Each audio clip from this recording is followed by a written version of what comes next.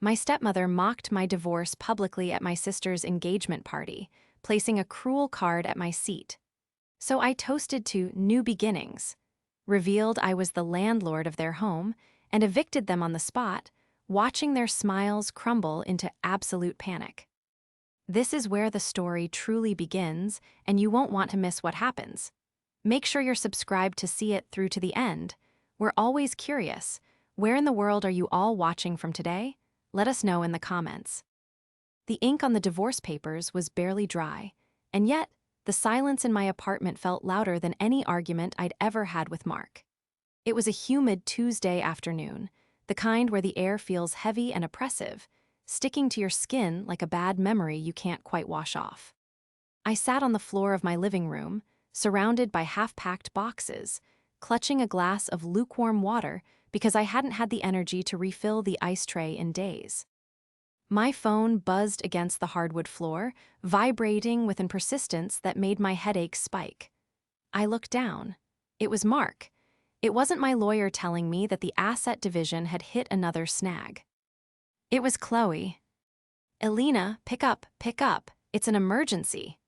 Her text read, followed by a string of crying emojis that, knowing my sister, could mean anything from a broken nail to a nuclear war. I rubbed my temples, feeling the jagged edge of my own exhaustion. My body felt brittle, as if a strong gust of wind could shatter me into a million pieces.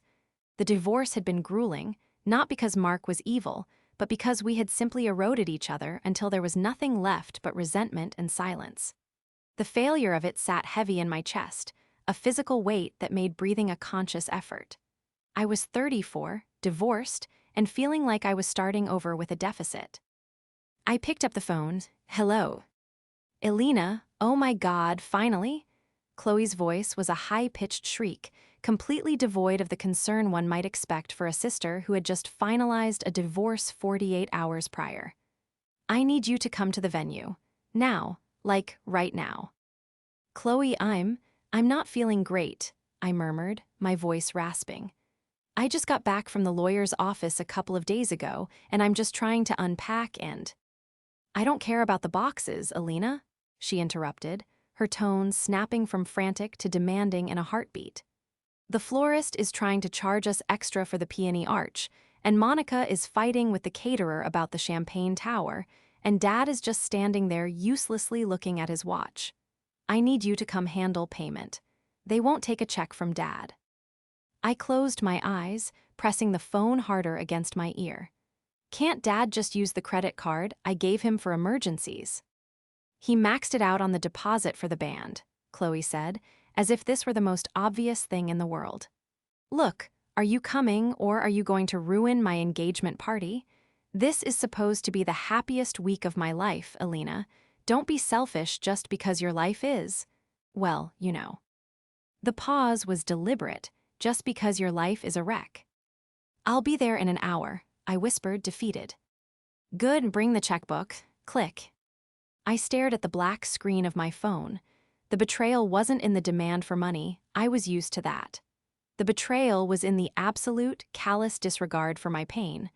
I was the bank, the fixer, the safety net. But as I pulled myself off the floor, knees cracking, I realized that to them, I wasn't a person anymore. I was a resource, and resources don't get to be sad. The betrayal was worse than the diagnosis itself. I muttered to the empty room, realizing that my family was a sickness I had left untreated for far too long. The drive to the venue, a sprawling, restored vineyard estate on the edge of the city, gave me too much time to think. My hands gripped the steering wheel until my knuckles turned white.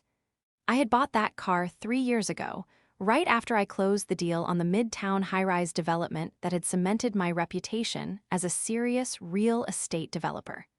It was a symbol of my success, my independence. But as I turned onto the gravel driveway of the estate, I felt like a child again, driving into the lion's den. When I parked, I saw them. My father, Henry, was standing by the entrance, smoking a cigar he definitely couldn't afford, looking dapper in a suit I had bought him for Christmas. He was laughing at something the valet said, looking without a care in the world. Monica, my stepmother, was instructing a terrified-looking young woman carrying a crate of white hydrangeas. Monica looked immaculate, her hair a helmet of blonde highlights, wearing a dress that cost more than my first car. And Chloe, my half-sister, was twirling in the center of the courtyard, filming a tick-tock, her ring finger extended to the camera, catching the sunlight. I stepped out of the car, the gravel crunching loudly under my boots. I wasn't dressed for a venue walkthrough. I was wearing jeans and an oversized sweater, my hair in a messy bun. I looked like the grieving divorcee I was. "Finally," Monica called out, not even looking at me, just gesturing vaguely in my direction.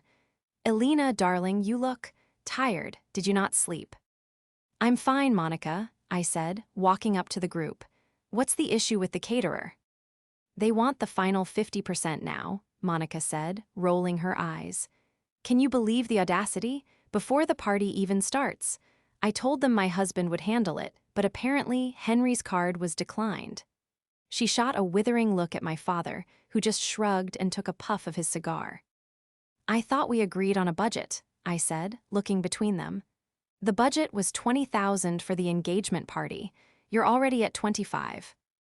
"Elena, please," Chloe said, stopping her recording and marching over, her face contorted in a pout that used to work on me when she was 6.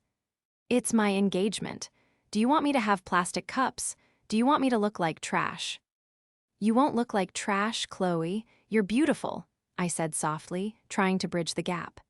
"I'm just saying money is tight right now. With the divorce, my assets are frozen until—" "Oh, don't bring that up again," Monica snapped, waving her hand as if shooing away a fly.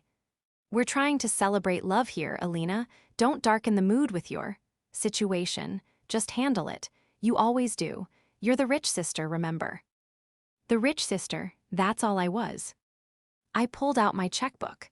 My hand trembled slightly as I wrote out the figure. I handed it to the catering manager, who looked relieved and scurried away. "Thanks, Elle," Chloe said, already turning back to her phone. "Oh, by the way, make sure you dress up for the party on Saturday. No, whatever this is." She gestured to my body. "We have a strictly elegant dress code." "I know, Chloe. I paid for the invitations," I said quietly. "Right, well, don't be late. And don't bring a +1, obviously," Monica added with a little titter of laughter. "Unless you picked up a stray at the lawyer's office." I watched them walk away toward the main hall, laughing, their arms linked. My father didn't even say hello to me. He just followed them, the obedient wallet carrier, even though the wallet was empty. I stood there in the sun, feeling a coldness spread through my veins that had nothing to do with the temperature. They thought I was broken. They thought I was just the checkbook, the doormat they could wipe their expensive shoes on. They thought that because I was divorced, I was weak. I looked at the venue I had used my industry connections to secure.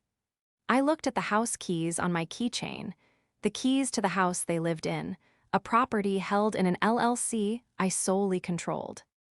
"They have forgotten one crucial thing," I whispered to myself, watching Monica point a sharp finger at another waiter. "They assumed my kindness was a permanent condition. They didn't realize that even the deepest well runs dry eventually.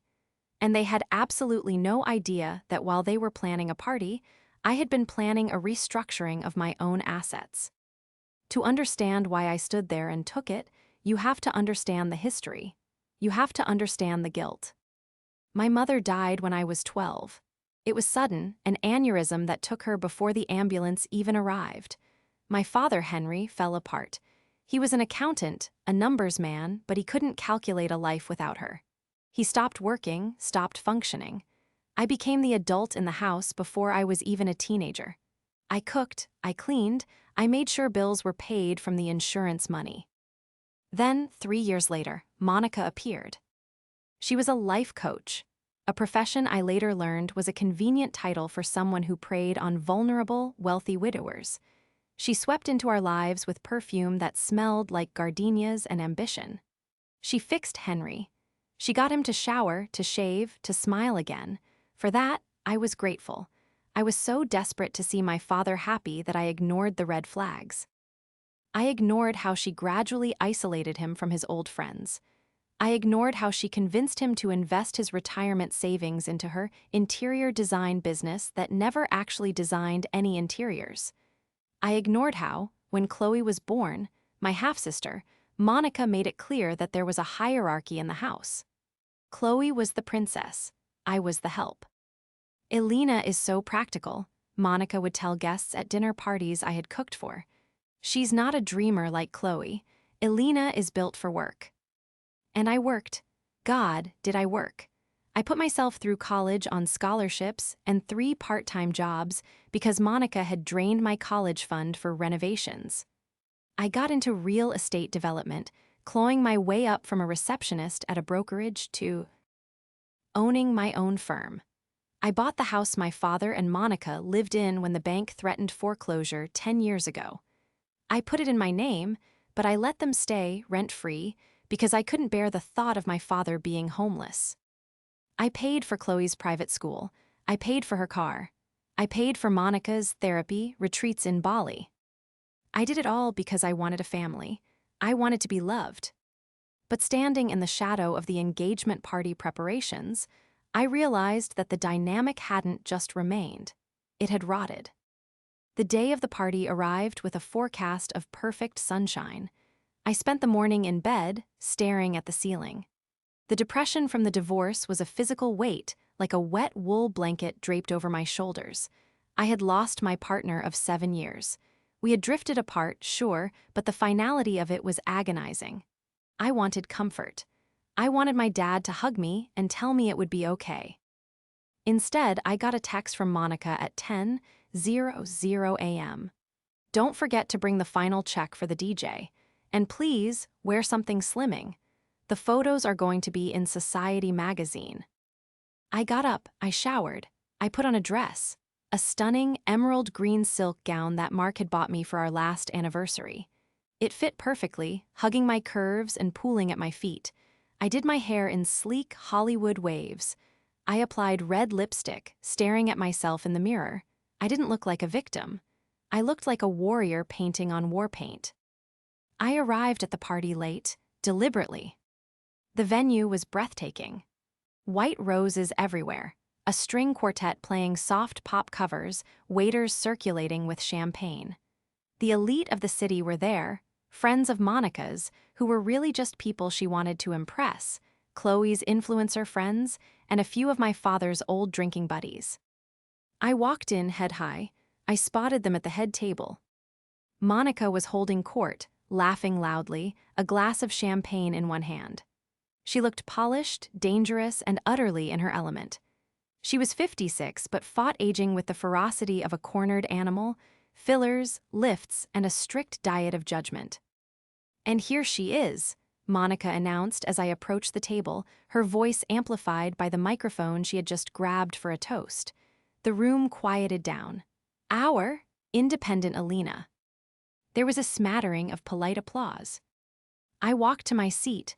It was at the far end of the head table, separated from the family by 2 of Chloe's bridesmaids. I looked down at the place setting. Usually a place card has your name. Elena, maybe Elena plus guest. My place card was different. In Chloe's loopy, calligraphy font it read, "Better luck next time." I froze, I stared at the card. My breath hitched in my throat. Monica saw me looking. She leaned into the microphone, her eyes glinting with malice. "Oh, did you see your card, sweetie? Chloe and I thought it was fitting. You know, since you're back on the market. Well, you did get divorced, didn't you? No use hiding it." A ripple of laughter went through the room. Not everyone laughed, some looked uncomfortable, but Chloe giggled, covering her mouth, and my father just looked down at his plate, refusing to meet my eyes. "It's a joke, Elle," Chloe called out. "Don't be so sensitive. God, you're always such a downer." My hand hovered over the stem of my wine glass. The humiliation was hot and sharp, like a slap to the face. They had taken my deepest pain, the failure of my marriage, and turned it into a table decoration. A punchline for their party, the party I paid for. I looked at Monica. She was smiling, that tight, triumphant smile of a woman who thinks she holds all the cards. She thought I was broken. She thought I would cry or run away or sit there and take it like I had for 20 years. She didn't see the woman who negotiated multi-million-dollar contracts for breakfast. She didn't see the landlord. She just saw the stepdaughter she hated. I picked up a spoon and tapped it against my glass. Clink, clink, clink. The sound cut through the laughter. Speech, someone from the back yelled, probably thinking this was part of the program. Monica's smile faltered slightly. Elena, sit down, we haven't done the main toasts yet. I stood up. I picked up my glass of champagne. I picked up the little card that read better luck next time. And then, with my other hand, I reached into my clutch and pulled out a plain, manila envelope. I wasn't the girl who cooked and cleaned anymore. I was the developer, and it was time for demolition. The silence that followed the clinking of my spoon against the glass was heavy, thick with a sudden, suffocating tension. The smile on Monica's face didn't drop immediately. It froze, a rictus of confusion and annoyance. She expected a tantrum. She expected me to cry and run out, leaving the checkbook behind. She didn't expect a toast. I looked around the room. I saw the faces of the people I had wide to impress for years. My father's friends who looked at me with pity. Chloe's friends who held their phones up, sensing drama, ready to live stream my humiliation. And my father, who was staring resolutely at his napkin, refusing to acknowledge the daughter who had kept a roof over his head for a decade. I took a deep breath, inhaling the scent of expensive lilies and expensive perfume. For the first time in months, the air didn't feel heavy. It felt crisp. It felt like oxygen. I'd like to propose a toast, I said, my voice steady, projecting clearly to the back of the room without the need for a microphone. Elena, sit down, Monica hissed, her eyes narrowing into slits. You're embarrassing yourself. To my sister, Chloe, I continued, ignoring her, I raised my glass higher. And to Monica, thank you for this. Clarification, you asked if I got divorced. Yes, I did. And you're right, Monica, divorce is painful. It's a stripping away of everything you thought was permanent. I paused, letting the words hang there. I saw Chloe shift in her seat, looking uncertain. But it's also clarifying, I said, my voice hardening. Because when you lose everything, you see exactly who is standing there with you in the rubble. And looking at this table, looking at this card, I picked up the better luck next time card and held it up for the room to see. I see that I am standing entirely alone. Okay, that's enough, my father snapped, finally looking up. Elena, you're making a scene. I'm not making a scene, Dad. I'm making an exit, I replied, my voice dropping to a register that was ice cold. So, here's to new beginnings. Here's to the rich sister closing the bank. And here's to the last time you will ever see me. I drained the glass of champagne in one swallow. It tasted crisp and expensive, fitting since I had paid for it. Then, I placed the glass down on the table with a definitive thud. I took the manila envelope I had been holding and placed it gently, almost reverently, right on top of the better luck next time card. What is that? Chloe asked, her voice trembling slightly. A wedding gift, I said. Open it after I leave. It contains the only two things I have left to give you. I didn't wait for a response. I turned on my heel and walked away. The walk to the exit felt like floating. I could hear the murmurs erupting behind me, the scrape of a chair as Monica stood up, her voice rising in a screech of Elena, get back here. But I didn't stop. I walked past the terrified event planner. I walked past the valet. I got into my car, started the engine, and drove out of the vineyard gates without looking in the rearview mirror once. As I hit the highway, the tears finally came, not tears of sadness, but the violent, shaking release of adrenaline. I had done it. But this wasn't a spur-of-the-moment decision. This wasn't just a reaction to a rude place card. The card was just the trigger. The gun had been loaded for weeks. While they thought I was mourning in silence, I had actually been investigating. The new beginnings I toasted to weren't just poetic license. They were a legal strategy. 2 weeks ago, during the final asset division meetings for my divorce, My forensic accountant, a sharp-eyed woman named Sarah, had flagged something odd in my personal accounts. Because I was the sole owner of my company and had mingled personal assets to support my family, everything was under the microscope. "Elena," Sarah had said, sliding a spreadsheet across the mahogany conference table. "I know you support your father, but did you authorize a secondary credit line on the property trust?" I hadn't. I dug deeper. I spent those silent days not crying on the floor, but sifting through bank statements dating back 5 years. I found it. Monica had forged my signature on a guarantor form. She had been charging consulting fees to a shell company that billed my father's account, which I replenished monthly. They weren't just ungrateful, they were stealing. The envelope I left on the table didn't contain a check. It contained 2 documents I had prepared with my lawyer that very morning. Document 1, a cancellation confirmation for the wedding venue and all associated vendors, effective immediately due to cessation of funding. Document 2, a 30-day notice to quit, a legal eviction notice for the house my father and Monica lived in. I wasn't just walking out of a party. I was detonating their entire world. I checked into the Four Seasons downtown. It was extravagant, yes, but I needed a fortress. I needed high thread count sheets and a doorman who wouldn't let anyone up without my permission. I turned my phone off the moment I entered the room. I ordered room service, a burger and a bottle of red wine, and sat by the window, watching the city lights.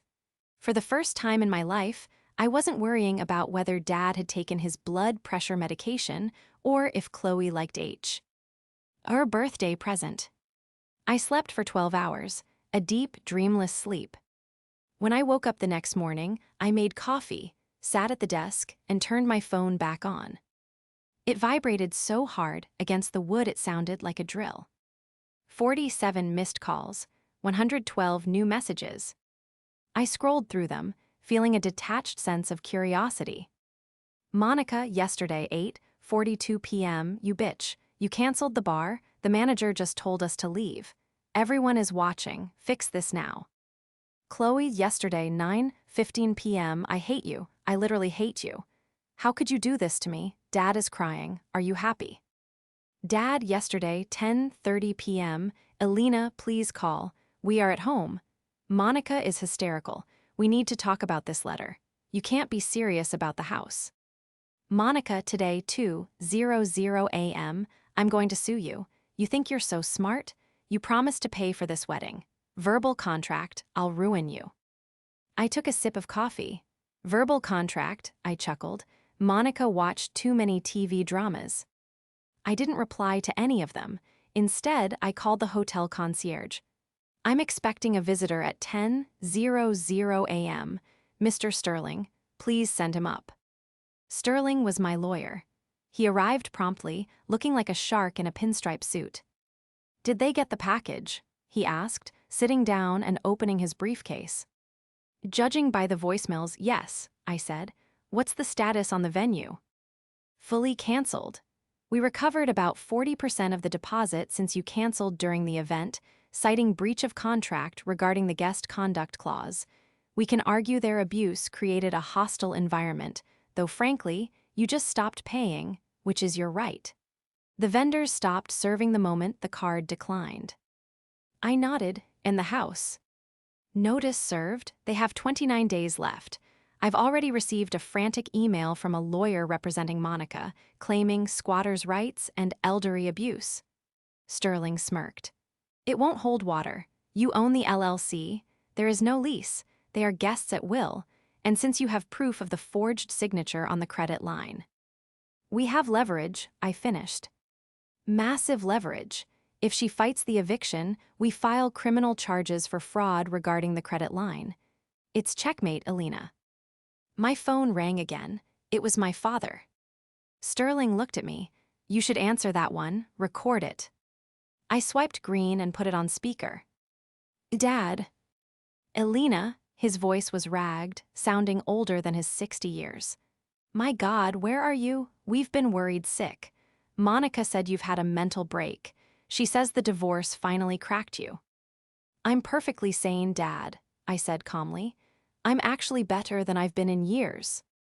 Then what is this? He shouted, his voice cracking. We woke up this morning and Monica says we have to leave. This is my home, Alina. How can you kick your own father out on the street? It's not your home, Dad. It's my house, I corrected him gently. And I'm not kicking you out because I'm crazy. I'm kicking you out because Monica has been stealing from me, and you let her. Stealing? That's ridiculous, he sputtered. Monica has been managing our finances. She's been investing. Dad, she forged my signature on a $50,000 credit line. She's been draining the accounts I set up for your healthcare to buy designer bags and fund Chloe's influencer trips. Liar, Monica's voice shrieked from the background. She must have been listening in. Don't listen to her, Henry. She's jealous. She's a bitter, barren divorcee who can't stand to see Chloe happy. I never stole a dime. That money was for consulting, for the family. I have the bank records, Monica, I said, my voice cutting through her hysteria. I have the IP addresses. I have the handwriting analysis on the guarantor form. You have two choices. You can vacate the property in 29 days quietly, or I can go to the police and you can leave in handcuffs. Which do you prefer?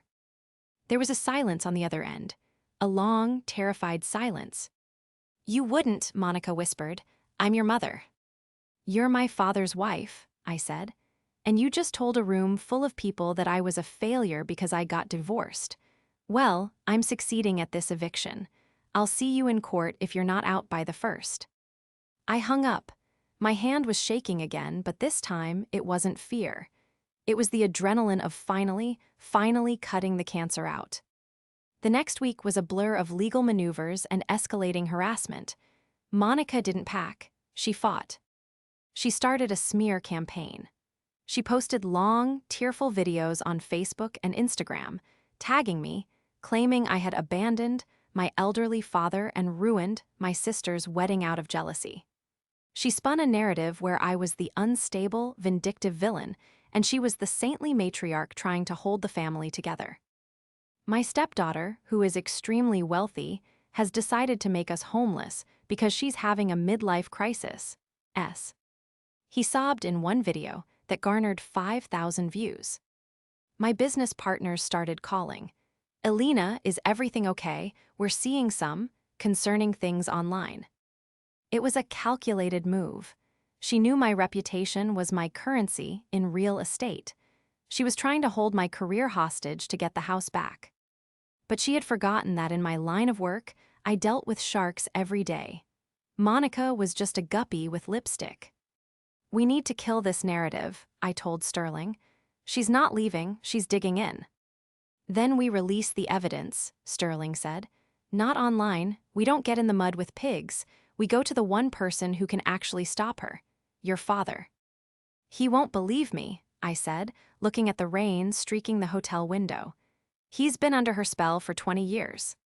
He won't believe your words, Sterling agreed. But he's an accountant, Alina. He believes numbers. I set up a meeting. I told my father I was willing to discuss a settlement regarding the house, but he had to come alone. No Monica, no Chloe. He agreed.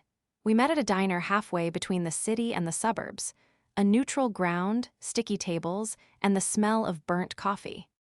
When he walked in, he looked terrible. His suit was rumpled, his eyes red-rimmed. He looked like a man whose world was dissolving. Alina, he said, sliding into the booth. He didn't hug me.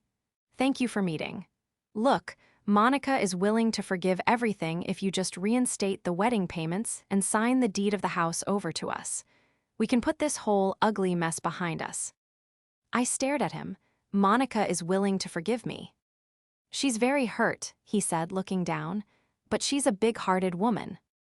I reached into my bag. I didn't pull out a checkbook. I pulled out the forensic audit binder. It was 3 inches thick. Dad, I'm not here to negotiate a settlement, I said. I'm here to show you why you're broke. I'm not broke, he frowned. We have savings, the investments Monica made. Open the binder, I commanded. He hesitated, then flipped it open. Page 1, I guided him. These are withdrawals from your retirement account. $15,000 to Lux Interiors. That's a shell company registered to Monica's sister in Florida. No furniture was ever bought. He squinted at the paper, but she said that was for the kitchen remodel. The kitchen hasn't been remodeled in 10 years, Dad. Turn the page. Page 5, the college fund for Chloe. It was liquidated 3 years ago. The money went to a Mercedes dealership. It paid for her car, but also for a lease on a second vehicle. A Porsche. Do you have a Porsche? No, his face was paling. Monica said that money was moved to a high-yield trust. There is no trust, I said softly. Turn to the back, the credit cards. He flipped to the back. He stared at the rows and rows of charges. Casinos, jewelry stores, cash withdrawals at ATMs in Las Vegas when she was supposed to be at wellness retreats. And finally, I said, pointing to the last document, this is a copy of the loan application against the house insurance policy. Look at the signature, Dad. He looked. He traced the signature with a trembling finger. It was a clumsy forgery of his own name. She's not just stealing from me, I said, my voice thick with the pain of hurting him to save him. She's stripped you clean. If I hadn't been paying the mortgage, the bank would have taken the house 5 years ago. You have nothing, Dad. She spent it all. He sat there for a long time. The diner noise faded away, the clatter of plates, the sizzle of the grill. All I could hear was his ragged breathing. He looked up at me, and for the first time in 20 years, the fog in his eyes cleared. The adoration he held for Monica, the blind loyalty, it shattered. She told me we were rich, he whispered. She told me you were just stingy. She lied, I said. He closed the binder. He placed his hand on top of it. She has the passwords, he muttered. She has access to everything. Not anymore, I said. I froze the joint accounts this morning pending the fraud investigation. But you need to go home, Dad, and you need to decide whose side you're on, because the police are coming for her on Monday. He stood up. He didn't look like the dapper man at the party anymore. He looked like a man waking up from a coma. I need a ride, he said. She took my car keys. I'll drive you, I said. We walked out to the car. The final confrontation wasn't going to be a screaming match. It was going to be an accounting, and the numbers never lie. The drive back to the house was the longest 20 minutes of my life. My father stared out the window, his reflection in the glass looking ghostly against the passing blur of suburban strip malls and manicured lawns. He clutched the black binder to his chest like a shield, his knuckles white. He didn't speak, but every now and then a ragged sigh would escape him, th. Sound of a man trying to inflate a lung that had been collapsed for years. When we pulled into the driveway, my house looked deceptive. The hydrangeas were blooming, the porch light was on. It looked like a home, but I knew better. It was a crime scene. I put the car in park. Are you ready? Dad took a deep breath, adjusted his tie, a reflex from his old life, and nodded. I'm ready. We walked to the front door. He used his key, the one Monica had tried to take from him, and pushed the door open. The scene inside was almost comical in its normalcy. Monica was in the living room, lounging on the beige sectional I had paid for, a glass of Chardonnay in hand. Chloe was sitting on the floor, surrounded by bridal magazines, aggressively circling things with a Sharpie. They looked up as we entered, and the temperature in the room seemed to drop 10 degrees. Well, look who decided to come crawling back, Monica sneered, not bothering to sit up. She swirled her wine. Did you talk some sense into your daughter, Henry? Did you tell her that we're not going anywhere? Chloe looked up, her eyes puffy. Did you get the money back, Dad? The florist just emailed me a cancellation notice. It's so embarrassing, Alina. Fix it. Dad didn't answer immediately. He walked past me, past the entryway table where the mail was piled high, mostly past due notices he had never been allowed to see, and stood in the center of the living room. He looked at the high ceilings, the crown molding, the expensive art on the walls. Henry, Monica's voice sharpened, I asked you a question. No, Dad said, His voice was quiet, but it carried a weight I hadn't heard in decades. I didn't get the money back. What? Monica stood up, the wine sloshing dangerously in her glass. Then what have you been doing for 3 hours? I told you to fix this. If she won't pay, take a loan, sell your watch, do something useful for once. I did something useful, Dad said. He dropped the heavy binder onto the glass coffee table. It landed with a loud, authoritative thud that made Chloe jump. I learned how to read again. What is that? Monica asked, her eyes darting to the binder. For the first time, I saw a flicker of genuine fear behind her Botoxed mask. It's the end, Monica, I said, stepping forward to stand beside my father. It's every lie, every forged check, and every stolen dollar documented, time-stamped, and verified. You're delusional, Monica spat, though she took a step back. Henry, don't listen to her. She's trying to poison you against me. I saw the signature, Monica, Dad said, his voice rising, cracking with a mixture of grief and rage. I saw the loan application. You signed my name. You mortgaged my life insurance. You liquidated the retirement fund. I did it for us, she shrieked, her facade finally cracking. To maintain our lifestyle, do you think this life is free? Do you think I can run this house on the peanuts you brought in before you retired? I made you look successful, Henry. I made you someone. You made me a beggar living in my daughter's charity housing, he roared back, a sound so primal it silenced the room. And Chloe's college fund? Was that for us too? Chloe went still. What about my college fund? Ask your mother, I said coldly. Ask her where the $80,000 went 3 years ago. Chloe turned to Monica, her lower lip trembling. Mom, you said the market crashed. You said the investments went bad. They did, Monica lied, her eyes wild. It was the economy. It was a Porsche, Dad corrected her, flipping the binder open to the marked page. It was the lease on a Porsche Cayenne that you drove for 6 months and then crashed, and the rest went to Luxe Interiors. To your sister. Chloe stood up slowly. The realization was washing over her face, stripping away the entitlement and leaving behind a scared young woman. You stole my school money? That's why I had to go to community college. That's why I'm struggling. I deserved it, Monica screamed, throwing her wine glass. It shattered against the fireplace, shards of glass and wine exploding across the hearth. I raised you. I put up with this boring, pathetic man for 15 years. I deserved a little compensation. I am the victim here. Elena is the one with millions, hoarding it all, watching us suffer. I paid for everything. I stepped forward, my voice steady and hard as steel. I paid for the roof, the food, the clothes on your back, and you mocked me. You laughed at my divorce. You put a card on my plate telling me better luck next time while you were picking my pockets. I pulled a folded document from my purse. This is the police report, I said. I filled it out this morning. Sterling has it ready to file. Fraud, forgery, elder abuse, grand larceny. Monica froze. She looked from me to the document, her chest heaving. But, I continued, Dad asked me to give you a choice. Because despite everything, he's a better person than you will ever be. I tossed the eviction notice onto the binder. You have 24 hours, I said. Not 30 days, 24 hours. You take your clothes and your personal items, no furniture, no electronics that were purchased with the household account. You leave. You sign the divorce papers Dad has in his pocket, and you disappear.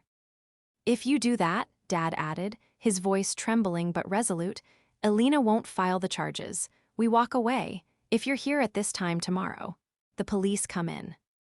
Monica looked at the papers. She looked at Chloe. Chloe, baby, she wheedled, reaching out a hand. You're coming with me, right? We'll go to Aunt Linda's. We'll start over, just us girls. Chloe looked at her mother's hand. She looked at the shattered wine glass. Then she looked at me, the sister she had bullied, the sister she had used, but the sister who had never, ever lied to her. You stole my future, Chloe whispered. She took a step back, moving closer to Dad. I'm not going anywhere with you. Monica gasped, clutching her chest theatrically. After all I did for you, "You ungrateful little brat." "Get out," Dad said. He pointed to the stairs. "Go pack. I'll watch to make sure you don't take anything that isn't yours." Monica stared at us, a united front for the first time in history. She opened her mouth to scream, to manipulate, to fight, but she saw the binder. She saw the evidence. She saw the end. She let out a guttural scream of frustration, turned on her heel, and stomped up the stairs. The sound of her bedroom door slamming shook the house. But down in the living room, in the silence that followed, the air was finally, blissfully clear. The fallout was swift and brutal, but not for me. Monica left the next morning. She took 4 suitcases of clothes and her jewelry box. Dad stood by the door, checking every bag to ensure she wasn't taking any financial documents or family heirlooms that belonged to my mother. It was a grim process, but necessary.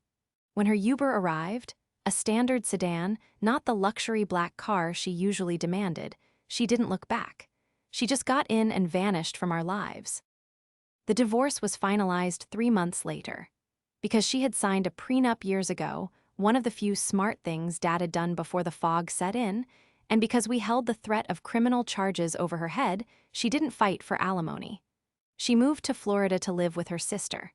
Last I heard, she was working as a hostess at a mid-range seafood restaurant looking for her next mark. Good luck to him. Chloe didn't have her dream wedding. The engagement fell apart shortly after the party.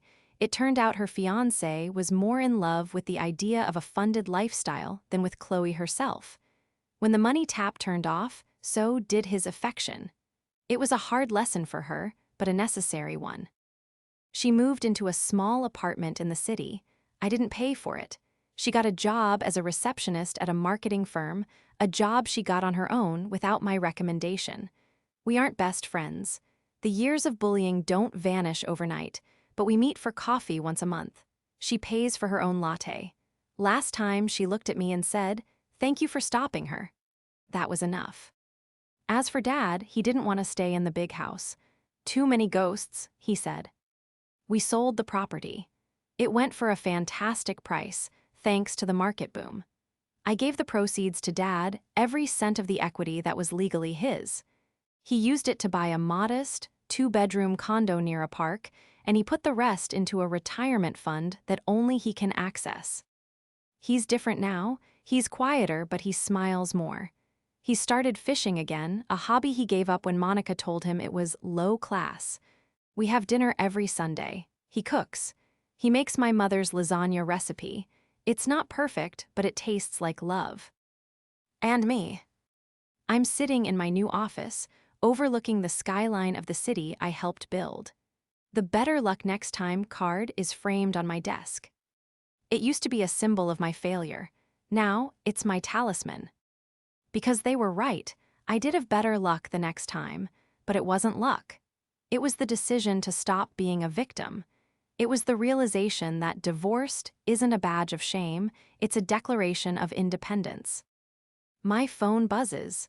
It's a text from a man I met a few weeks ago, an architect who loves old buildings as much as I do. He's asking if I want to go inspect a site with him and grab dinner after. He doesn't need my money. He doesn't need my connections. He just wants my company. I pick up the frame and look at the calligraphy one last time. "Better luck next time," I whisper, smiling. "You bet." I grab my keys, turn off the lights, and walk out the door. The past is a demolished building. I've cleared the lot, and the view from here is spectacular.